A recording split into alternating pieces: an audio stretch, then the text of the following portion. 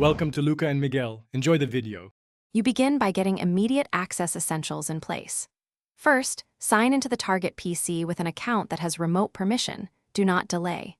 Next, install the designated remote agent and allow its firewall rule. This opens the one path you will use. Make sure to note the device name, public IP or relay ID, and credentials. Once done, you'll need these for connection. This avoids guesswork and prevents interruptions when you proceed to connect. You now create the secure connection step by step.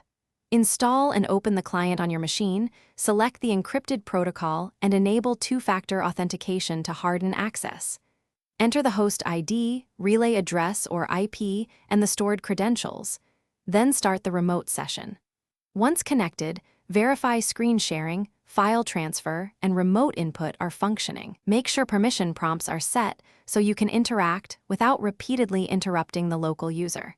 This ensures finish by completing your work and closing the remote session securely. You should log out, remove any temporary credentials, and terminate the connection to prevent lingering access. If the link drops, first check both networks and confirm the remote agent service is running.